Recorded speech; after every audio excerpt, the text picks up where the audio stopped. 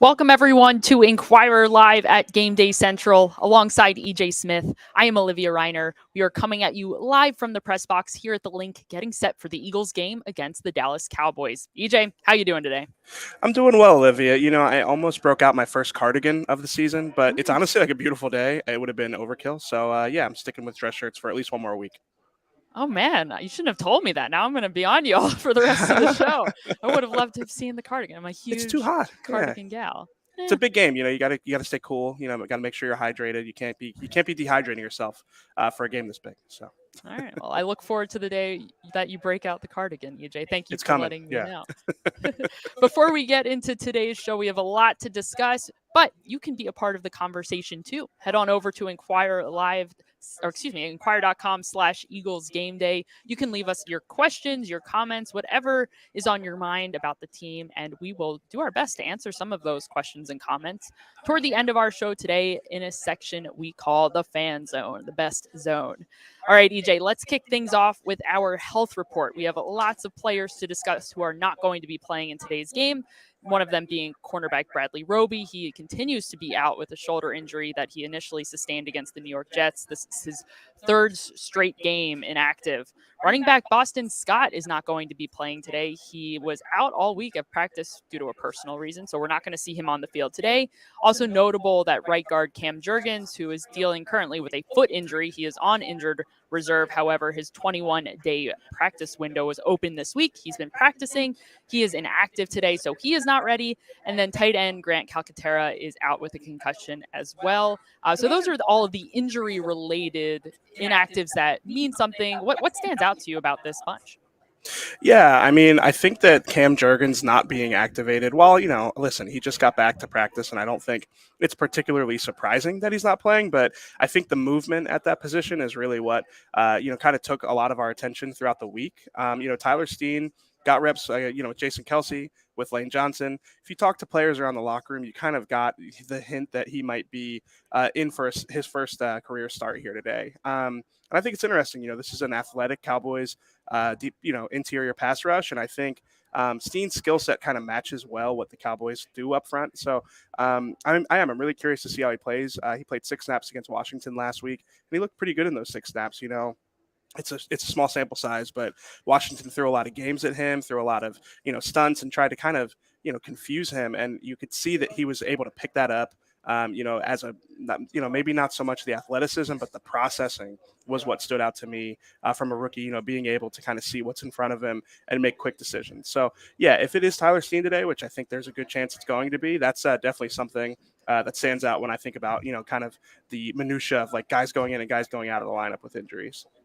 Mm-hmm. The inactives list just came out. So, with Boston Scott not playing today, one notable name who is not on the inactives list is Rashad Penny. So, he is going to be available to play in today's game.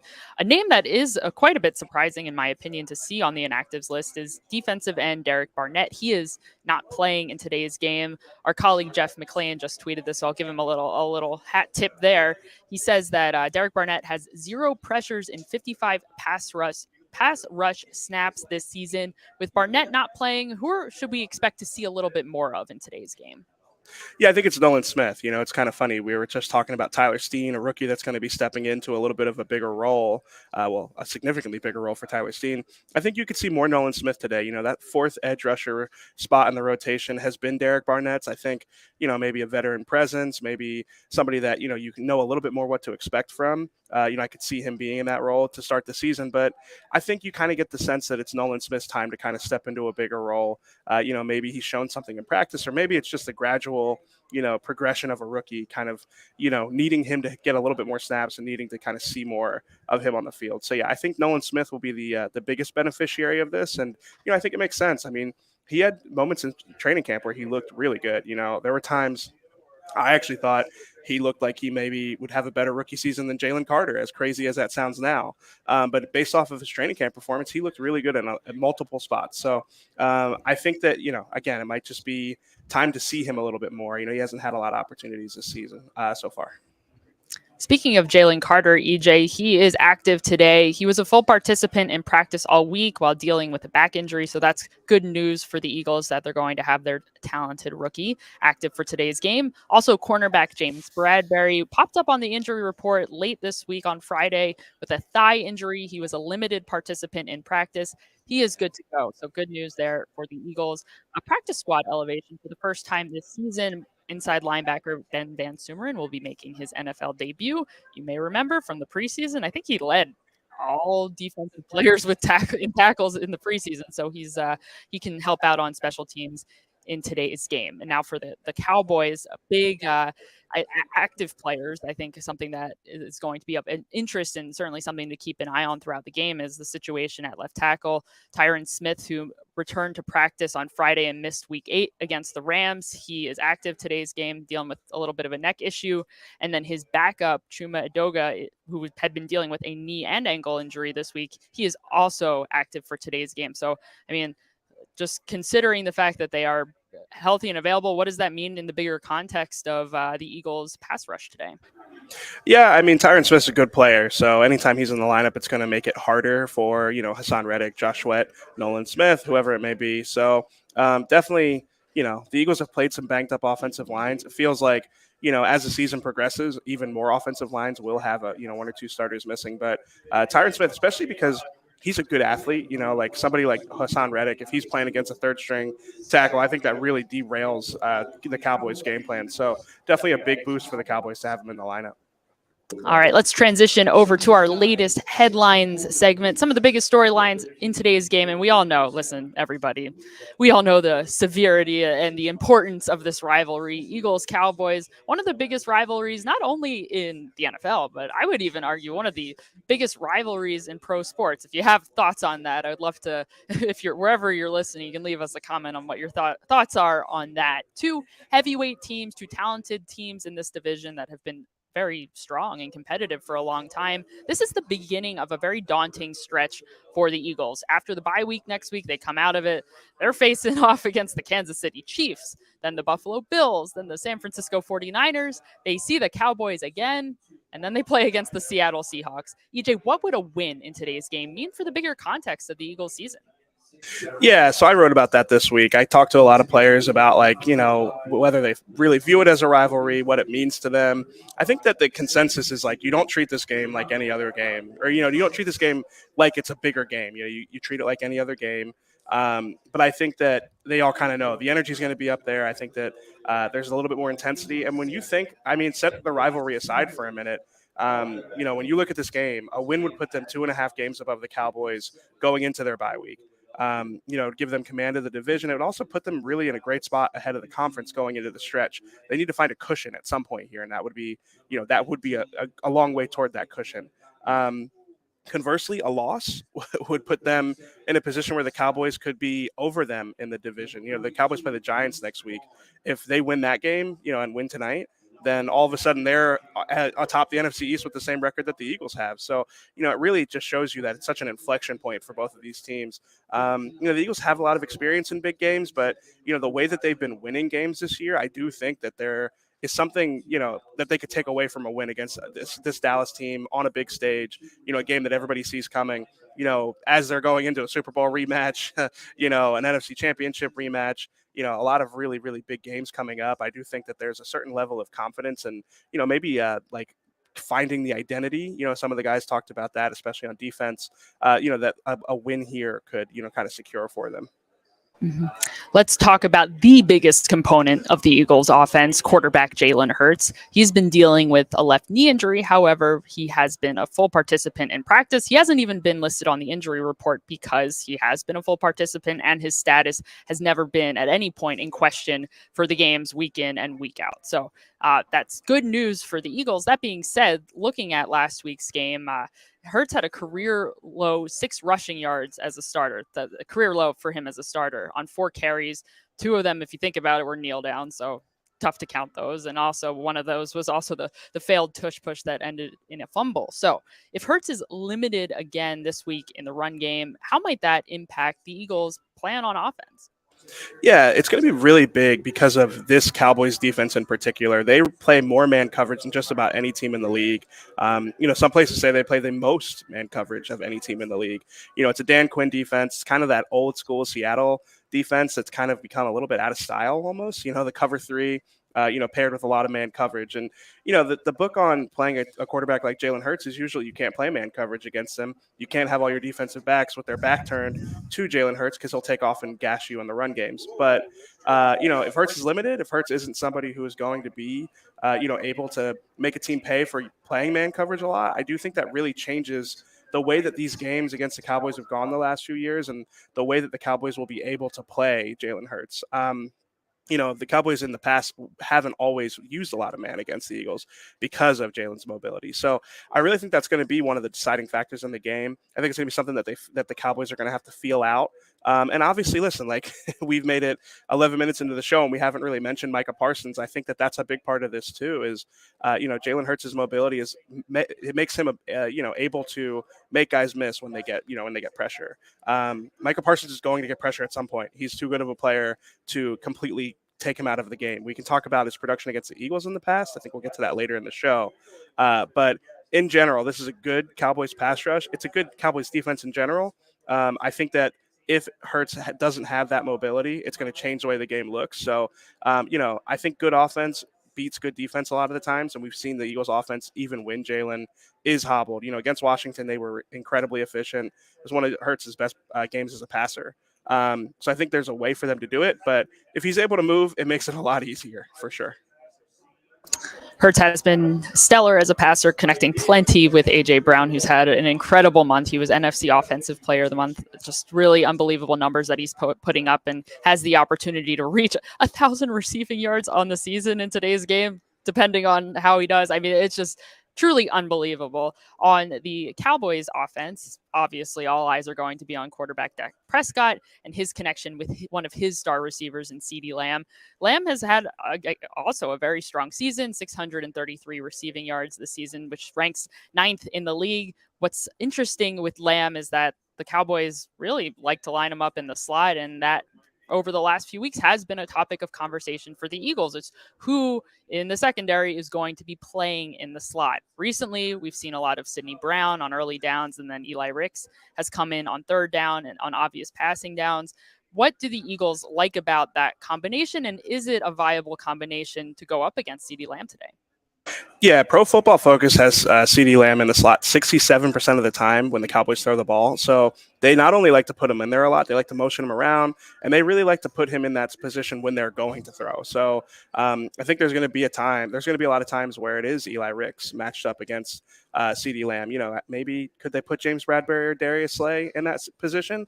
I wouldn't put it past them. Sean Desai is a defensive coordinator who likes to try things. So, you never really know. But I do think that, if you look at Eli Ricks's, young career, he has had some massive matchups.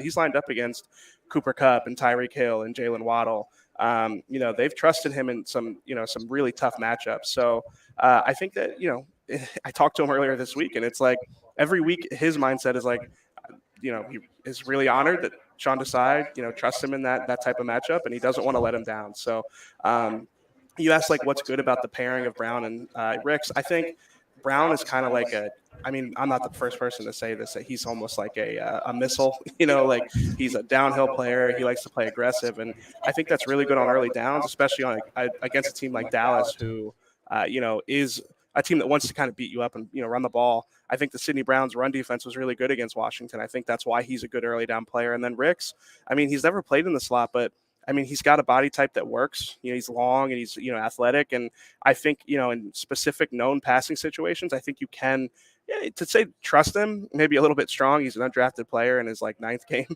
But I think that he's earned a little bit of trust for sure. The way that he's played. So I think that their complementary skill sets kind of work. I think the Eagles probably would like to have Bradley Roby back at some point because he's a trusted veteran. But listen, they've gotten results with this group. Against Miami, Eli Ricks was lined up in the slot a lot and he played well. So it's going to be interesting. It's another key to the game for sure. But yeah, I think that Ricks has definitely earned a little bit of trust here.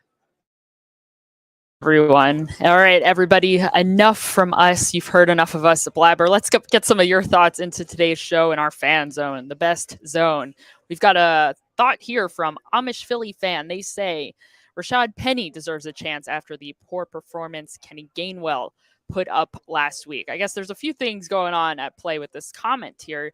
EJ, as we mentioned earlier in our show, Rashad Penny is active today. He's only taken offensive snaps in one other game this season, week 2 against the Minnesota Vikings. He had 3 attempts for 9 yards, so didn't really get much of a shot out there on the field. Perhaps we'll see more of him tonight. I guess that's the big question. After Gainwell had his red zone fumble last week against the Washington Commanders, how much less of Gainwell do you expect to see, and maybe more of Penny? Yeah, I mean, Nick Sirianni throughout the week was really, making a point to reiterate that he's not going to go away from a player after a mistake like that. He points out A.J. Brown's made mistakes, Jalen Hurts has made mistakes. I think he said on the radio that he joked like if they kept benching players for making mistakes, then Brian Johnson would be throwing the passes and Aaron Moorhead would be catching them. I think Nick maybe would be out there too, a couple former receivers there. But I do think at some point you have to look at the production that Kenny Gainwell's giving you and at least see, what Rashad Penny looks like in this offense. I mean, he's the type of guy who has been banged up his whole career. Our colleague Jeff McClain talked to him about that. And, Rashad said that he feels more explosive now than he ever has. He feels healthier now than he ever has. He's lighter, from training camp. I remember he said he lost some weight. I think it's intriguing. I think that it would be, interesting to see him at least have a couple carries and see what it looks like. I mean, this is a guy who has been really productive in his career at times when healthy. It's a big asterisk when healthy. And, he didn't show a lot in training camp to suggest that he maybe still has that, level of athleticism or burst. But again, I think that at the very least it'd be interesting to see him, and this might be his opportunity here coming up here. Mm-hmm. Yeah, not only has he been productive throughout his career, but he's also been really efficient, especially over the last 2 seasons. 6.1 yards per carry last season, although, a very limited season for him as he only played 5 games due to injury, and then 6.3 yards per carry the season before that. So perhaps interesting, something to keep an eye on. We'll see if we see more of Penny today. Thank you so much, Amish Philly fan, for your question. Let's take a question here from Skip Dog. If the Eagles play the game, not even a question, a comment. If the Eagles play the game like they played the Dolphins, they win. If not, they lose. The Eagles had a really strong showing against the Miami Dolphins, especially on the defensive side of things, limiting the Dolphins, the best scoring offense in the league, to 10 points. Well, EJ, do you expect the Eagles to perform today like they did against the Dolphins? And how likely is it that they would come up with a victory today if they do perform that way? It would be interesting to see the Eagles play against like a singular Dolphin. Like I would be interested in watching it. But no, I do think the one thing that the Miami game like kind of showed is that they are capable of like taking an offense that wants to get the ball out quickly, because I think the Cowboys are like that. Obviously, Washington was like that last week. And they showed an ability to be aggressive and take away, the quarterback's first read and let their pass rush impact the game. It's something they did not do against Washington, like to a fault. It was something that kind of like almost cost them the game. So I am curious to see like what version of the Eagles defense we're going to see here. Is it the defense that we saw against Miami, where they're aggressive, they're up the line of scrimmage, and they've got a plan for taking away the first read? Or is it going to be a situation where the Cowboys have the answers, kind of like Washington did? I think, with the Chiefs coming to town, that's going to be a big talking point as well. Eric Bieniemy, Washington's offensive coordinator, obviously has a lot of history with Kansas City. So I think that the Eagles, I think their defense is going to get tested a little bit with some of these things that Washington was able to do, whether it's bunch sets or just short routes, quick game over the middle. And the Eagles are going to have to figure out the answer for that. That's the way the league works. It's about, kind of like counter punches and finding answers for what offenses find that you really are struggling with. So that's definitely one of the biggest points of the game for me. So yeah, I think that Dolphins game is a good one to bring up. It's definitely something that, is going to have a big factor here today. All right, Skip Dog, thank you so much for your comment. We appreciate all of your thoughts, your engagement. As always, check out inquirer.com/gameday central. Feel free to leave us some comments and we'll get to them in our next show. All right, let's go over to our other favorite section, our prediction section. We've got lots of thoughts, and looking at today's game, we made our predictions over on inquirer.com. Hopefully you read them. And now we're going to bring on Inquirer Eagles reporter Jeff McClain to chat with us about one of his matchups to watch. Jeff, what are you going to be keeping an eye on in today's game? The fact that EJ's not wearing a cardigan and I am seems. Yeah, he did bring out the cardigan. Yeah, I missed the memo. I'm rocking. No, obviously there's a lot to look in this game, but EJ, you mentioned it earlier, but we can't go this show without mentioning Micah Parsons. And as we all know, one of the best edge rushers, because he doesn't particularly always line up over the edge, and that's I think one of the issues for the Eagles coming to this game is where's Micah going to be, right? Where's Waldo? Where's Micah? And if you look at where he's lined up over the course of the season, and a lot of games it's left, right, center.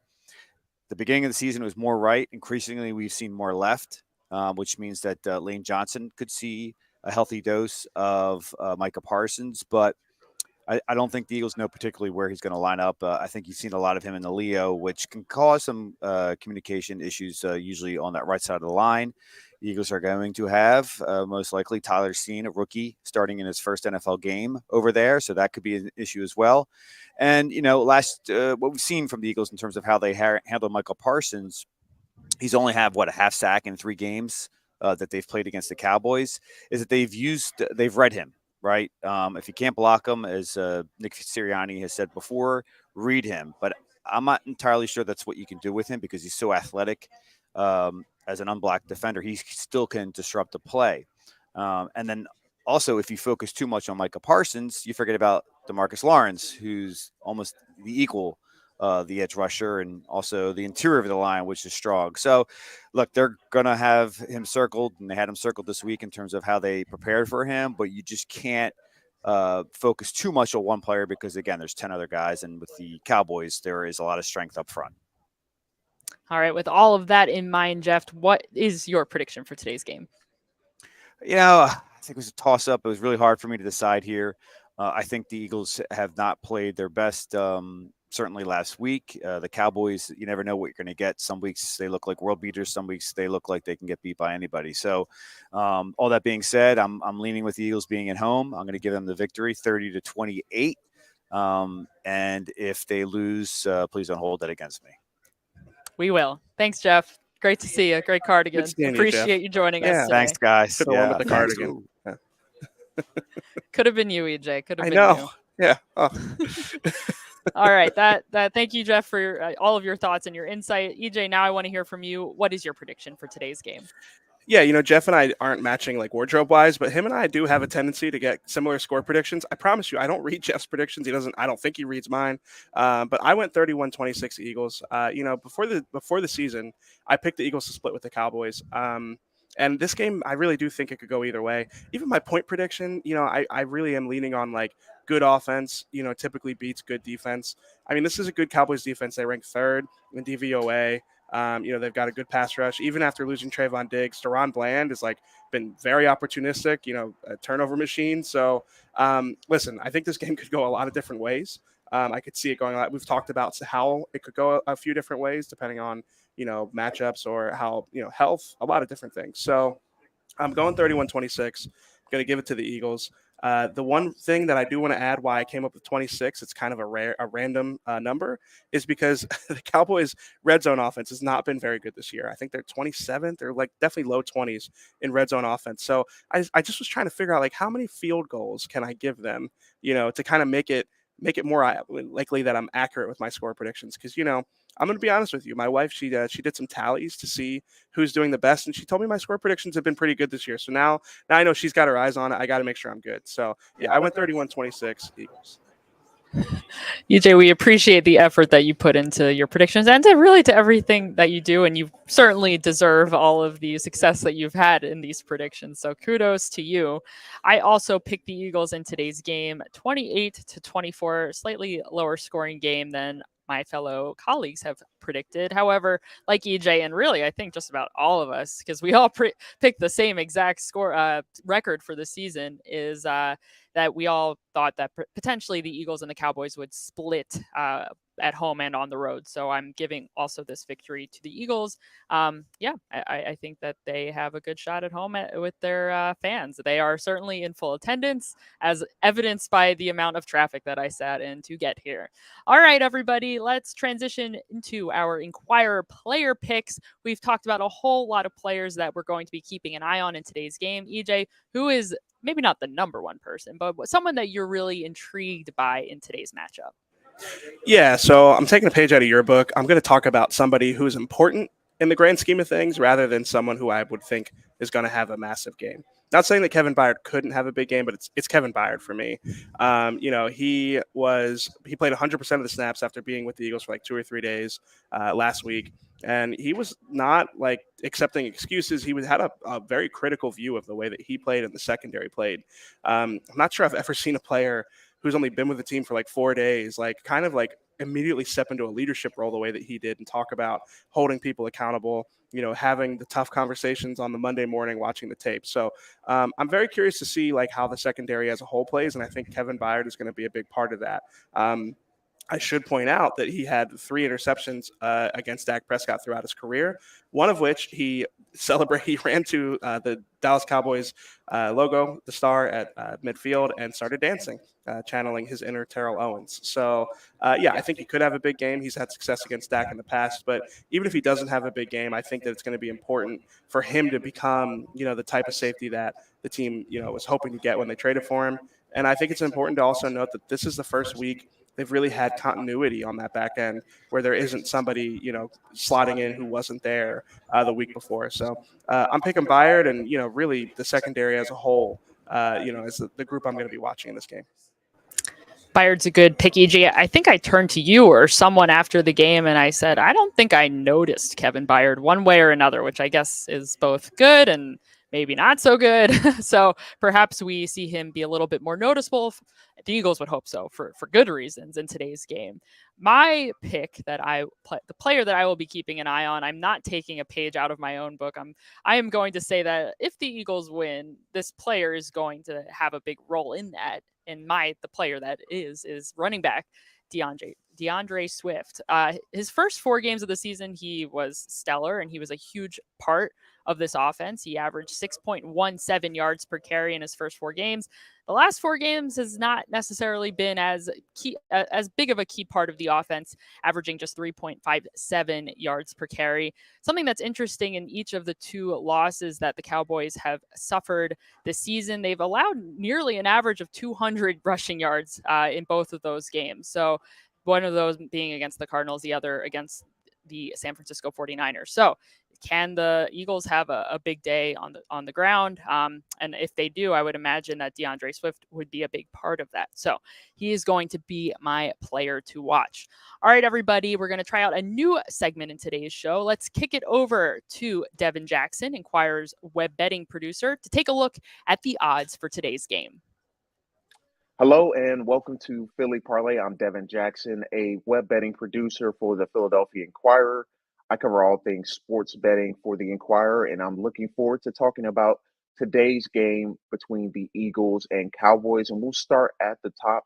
The Eagles are 3-point favorites entering this matchup. The line originally was -2.5 in favor of the Eagles when the odds opened after Sunday's slate of games, but that line moved to -3 early in the week and has stayed in the Eagles' favor all week long. And one of the most bet things on NFL games are player props. And we'll take a look at some of the best player props to play in today's matchup. A.J. Brown receiving yards is one of the top discussion or one of the most discussed bets of the week.